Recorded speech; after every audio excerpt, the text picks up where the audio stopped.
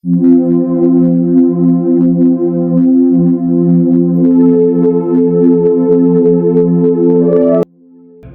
समय दास यानी लेखक एक गांव में 3 दिन का सत्संग पाठ कर रहा था। उसी परिवार का एक रिश्तेदार एक 4 वर्ष के लड़के को साथ लिए आया। चर्चा में उसने बताया कि मुझे 4 पुत्र 2 पुत्री संतान रूप में प्राप्त हुई। सबका विवाह कर दिया। मेरे जैसा सुखी हमारे गांव में शायद ही कोई था। फिर ऐसी नौबत आई कि 2 वर्ष में घर जुड़ गया। 2 बेटे मोटरसाइकिल पर ससुराल जा रहे थे। दुर्घटना में भगवान के घर चले गए। उनकी पत्नी भी अन्य गांव में विवाह कर दी।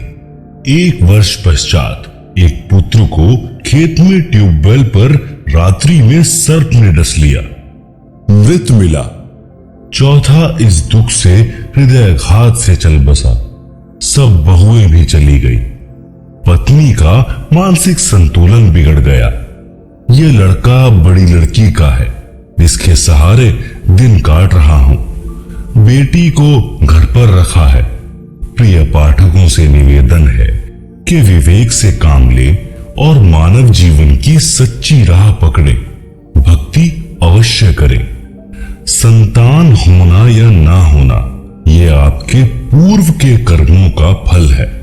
यदि संतान को धर्म कर्म का ज्ञान नहीं है तो वह चाहे कितनी ही नेक हो, कभी ना कभी गलती कर ही देगी। वह सब पाप कर्मों के कारण होगा। एक व्यक्ति ने बताया कि मेरा ससुर 4 एकड़ का जाट किसान था। उसने दिन रात मेहनत करके कुल 16 एकड़ जमीन खरीद कर बना ली, यानी 12 एकड़ जमीन और मोल ले ली। 4 लड़के थे और एक लड़की थी। सबकी शादी कर दी। 60 वर्ष की आयु में मेरे ससुर जी को अधरंग मार गया। चारों लड़के भिन्न रहते थे। कुछ दिन बड़े बेटे में रहा, परंतु 6 महीने में ही कपड़ों में बदबू आने लगी। फिर तीसरे नंबर वाले के घर में रहा। कुछ दिन बाद उसने भी हाथ खड़े कर दिए। इसी प्रकार चारों पुत्र सेवा से तंग आ गए। गांव की पंचायत ने मेरे ससुर जी की सेवा कराने के उद्देश्य से 2 एकड़ जमीन उसको अधिक देने का फैसला किया, जो बेटा अपने पिता की सेवा करेगा।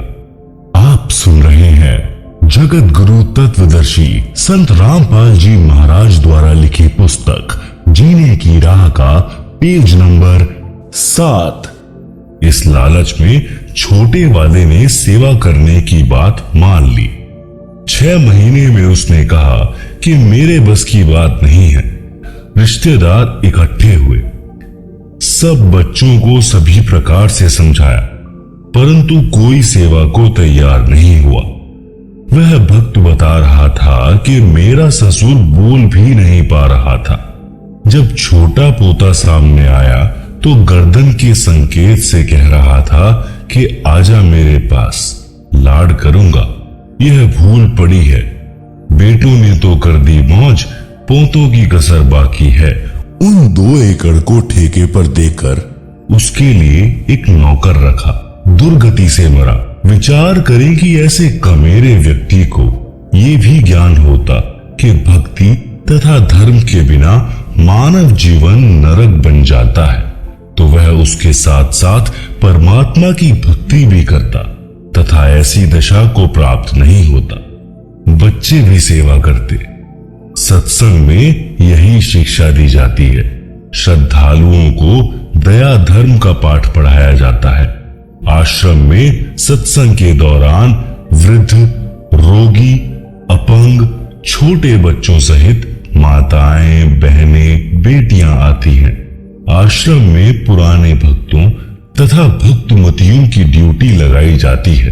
वे आने वाले वृद्धों, रोगियों तथा अन्य असहायों की सेवा करते हैं। उनको स्नान कराते हैं, उनके वस्त्र धोते हैं। भोजनालय से भोजन प्रसाद लाकर पंडाल में बैठों को खिलाते हैं। चाय दूध भी वहीं बैठों को लाकर देते हैं। विचार करें कि जो बच्चे सत्संग में जाने वाले तथा बेटी, बहने, माई व भक्त भाई सत्संग में आने वाले गैरों की सेवा करते हैं तो वे घर पर अपने माता पिता, भाई बहन, सास ससुर की भी उसी भाव से सेवा करेंगे, क्योंकि उनका स्वभाव बन जाता है। उनके दिलों में दया भरी रहती है। उनको परमात्मा का विधान अच्छी तरह याद होता है। जैसा कि पूर्व में प्रसंग है कि एक कमेरे किसान को अधरंग मारना और बच्चों द्वारा अनदेखा करना। यदि वे लड़के तथा बहुएं सत्संग में जाते तो वे अपने पिता की बहुत सेवा करते। यदि वह किसान परमात्मा की भक्ति करता तो उसका शरीर स्वस्थ रहता और उसकी भक्ति के कारण भजन के तेज से प्रभावित होकर परिवार अपने आप आदर करता है। उदाहरण के लिए साधु संत भक्ति ही करते हैं, जिस कारण गांव का गांव उनका सेवा सत्कार करता है।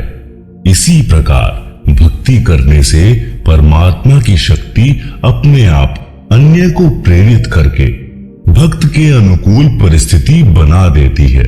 इसीलिए भक्ति करने की प्रेरणा संत जन देते हैं।